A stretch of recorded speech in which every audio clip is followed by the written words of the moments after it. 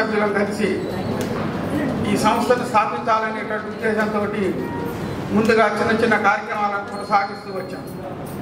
అలా కొంతకాలం కొనసాగిన తర్వాత 2007లో సత్యమార్గం సర్వీసెస్ సొసైటీ ఆకలిలో ఉన్నటువంటి అన్నార్థులకి కొత్త పేరైన ఆకలి తీర్పాలనేటువంటి ఉద్దేశంతో ఆహారాన్ని మేమే తయారు చేసుకుని తీసుకుని వెళ్ళి ఆకలితో ఉన్నటువంటి వారందరికీ ప్రార్థనా మందిరాల దగ్గర, చర్చిల దగ్గర, టెంపుల్స్ దగ్గర, ఓవర్ బ్రిడ్జెస్ కింద ఉన్నటువంటి వాళ్ళందరికీ బెగ్గర్స్కి, అదేవిధంగా ఎలక్ట్రీషియన్ బేసిక్ ఎలక్ట్రికల్ ట్రైనింగ్, అదేవిధంగా బ్యూటిషియన్ కోర్సులు, టైలరింగ్ కోర్సులు, అగరొత్తుల తయారీ, ఈ విధమైనటువంటి స్వయంగా వాళ్ళు ఉపాధి పొందడానికి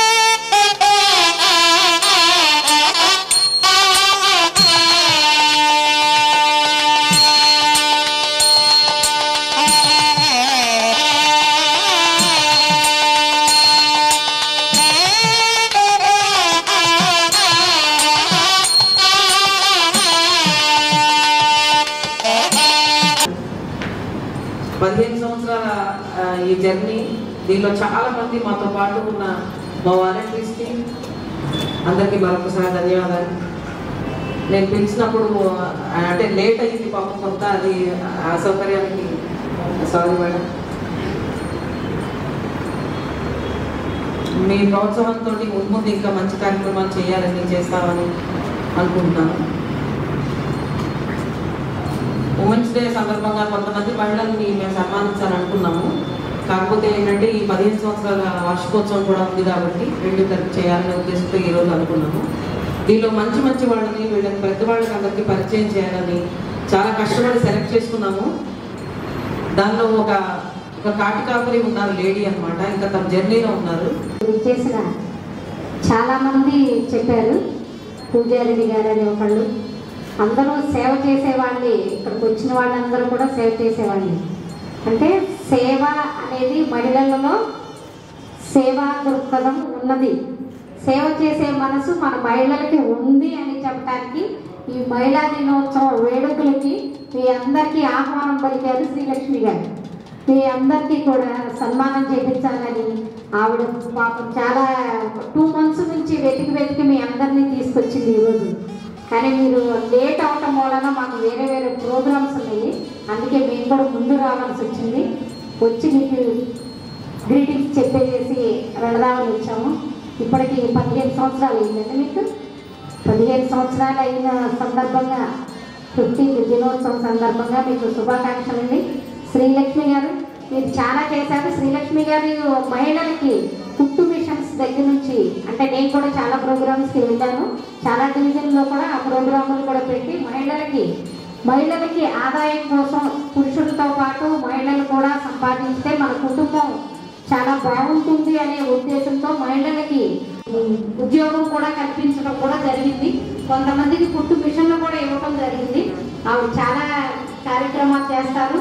మీరు కూడా అందరూ ఇక్కడికి వచ్చిన వాళ్ళందరూ కూడా సేవ చేసేవాళ్ళే కనుక మీ అందరికీ కూడా మహిళా దినోత్సవ శుభాకాంక్షలు. మనం మహిళా దినోత్సవం మొన్న 6th, 7th, 8th 3 days చేసుకున్నాం. మహిళా బంధు అని కేసీఆర్ గారు 3 days చేయాలని చెప్పారు.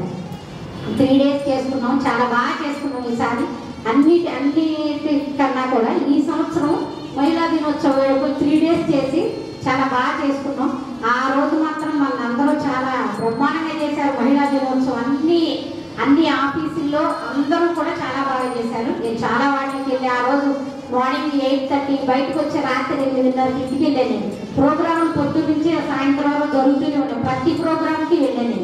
అంటే మహిళలకి ఎంత విలువ, మనకి సహనము, ఓర్పు దేవుడు ఇచ్చిన వరం మనకి.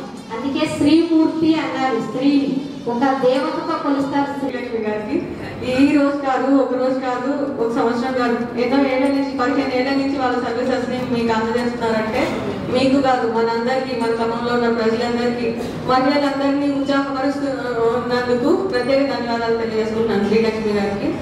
ఇంట్లో ఉండి ఒక విషయాన్ని ఇస్తే వాళ్ళకి లైఫ్ ఇచ్చినట్టే నాకు తెలిసి. మన లేడీస్కి ఎవరికైనా మహిళకి అది నేర్పించినా, మీరు విషయం ఇచ్చినా వాళ్ళకి రాకపోతే నేర్చుకుంటారు, వచ్చిన వాళ్ళు దాన్ని ఇంప్రూవ్మెంట్ చేసుకుంటారు. ఇందాక మీ స్టోరీస్ చెప్తున్నారు, పూజారి గారు తన పూజ లేడీ అయ్యింది పూజలు చేస్తూ అన్నదానం చేస్తున్నారు అనేది. అన్ని దానాల కంటే అన్నదానం గొప్ప అంటారు. అది జెంట్స్ చేసే పూజారి దానమే మీరు చేస్తున్నారంటే ఇంకా అసలు ఒక్కొక్క మహిళ దగ్గర ఒక్కొక్క ఇన్స్పైరింగ్ స్టోరీ ఉన్నట్టు నాకు అనిపిస్తుంది ఇక్కడ. ఇంకొకరు టైర్స్ అన్నారు, ఇంకొకరు లారీ టైర్స్. లేడీ అంటే మనం బరువులు ఎత్తగలమా ఒక బకెట్ అట్లాగే నుంచి టైర్ దాకా చాలా అభినందనీయమైన విషయం ఇదైతే. అదేవిధంగా నెక్స్ట్ కాపరి, ఆ పని మనం ఎవరైనా చనిపోయారంటే మన లేడీస్ చాలా సున్నితమైన మనసు ఉన్న వాళ్ళం ఎంతో ఇదైపోతాము. దాని ధైర్యంలో ఒక లేడీ మహిళ కాపరి అంటే అది కూడా అభినందనీయమైన విషయమే. ఇట్లాగా మీరందరికీ ఇన్స్పిరేషన్ చేసుకుంటూ మమ్మల్ని పిలిచి మీ సంస్థలో మమ్మల్ని భాగస్వామ్యం చేసినందుకు ప్రత్యేక ధన్యవాదాలు శ్రీలక్ష్మి గారికి తెలియజేసుకుంటూ, మీరు మహిళల్ని ఇంకా ప్రోత్సాహకరంగా ముందుకు తీసుకెళ్లాలని కోరుకుంటున్నాను మేడం. Thank you. నేను ఉమెన్స్ డే చేయాలక్క అనగానే వెంటనే చేయమ్మా అని చెప్పి తను నన్ను చాలా ప్రోత్సహించారు. అంటే మా సొంతకే కూడా ఉంది ఇక్కడ, అది మా బావగారు ఇద్దరు కూడా నాకు చాలా, మా సెకండ్ మదర్ నా శారదాక్క, దేవుడిచ్చిన మదర్ ప్రవీణాక్క, వీళ్ళందరూ ప్రోత్సాహం ఉంది. ఏ చిన్న పని చేయాలన్నా కుటుంబం ముఖ్యం అండి. అది నాకు బయట ఎక్కడికి వెళ్ళినా కనిపిస్తుంది, సొసైటీలో కనిపిస్తుంది, ఇంట్లో కనిపిస్తుంది. కాబట్టి అన్ని విధాలు నేను అదృష్టవంతులని. అట్లాగే ఈ డివిజన్ కార్పొరేటర్ గారు మేడం వైష్ణవి గారు మాట్లాడవలసిందిగా కోరుతుంది.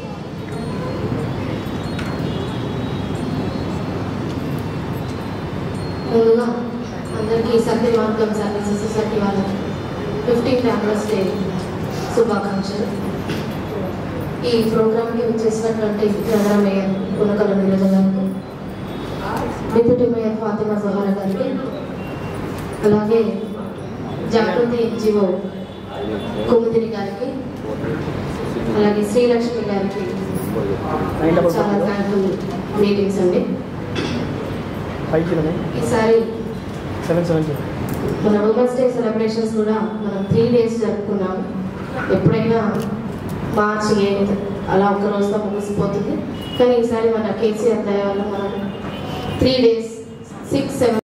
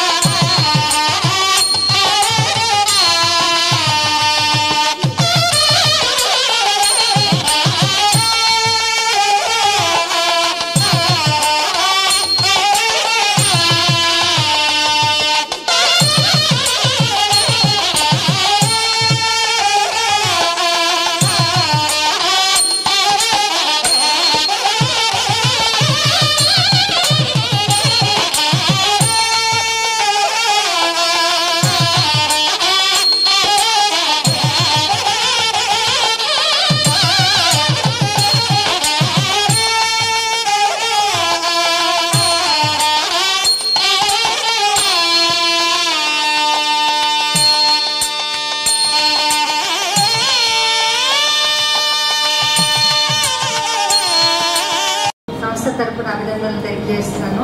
ఎందుకంటే మహిళ అంటే మళ్ళీ వంటింటికే పరిమితం అన్నట్లు కాకుండా ప్రతి మహిళ ఏ స్థాయిలో ఉన్నా కూడా, అంటే అట్టడుగు వర్గాల నుంచి ఉన్నత స్థాయిలో ఉన్నా కూడా వారి కాళ్ళ మీద నిలబడితే ఆర్థిక స్వావలంబన ఉన్నప్పుడు మహిళకి ఒక ఆత్మధైర్యం ఉంటుంది.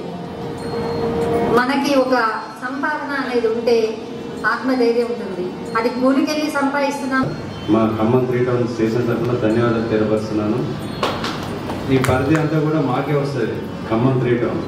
అంటే ఈ ఏరియాకు సీఐనైనా కాకుండా మేడం ఖచ్చితంగా పిలుస్తుంది. నేను అంతకుముందు మహిళా పోలీస్ స్టేషన్ ఉన్నప్పుడు కూడా రైల్వే స్టేషన్ దగ్గర కూడా అక్కడ ఇట్లాంటి కార్యక్రమం కండక్ట్ చేసినప్పుడు అక్కడ కూడా పిలిచారు. అదేవిధంగా అంతకుముందు మన ప్రకాష్ నగర్ దగ్గర ఒక మీటింగ్ కండక్ట్ చేసిండు, అక్కడ కూడా పిలిపించారు. తర్వాత మేడం వల్ల అక్కడ ఆఫీస్ దగ్గర కూడా ఒక మంచి కార్యక్రమం ఏర్పాటు చేస్తే అక్కడికి వచ్చారు. తర్వాత వివేకానంద ఇన్స్టిట్యూట్ అక్కడ ఉంటుంది మన సాయిబాబా టెంపుల్ దగ్గర, అక్కడ కూడా ఇన్వైట్ చేయడం జరిగింది.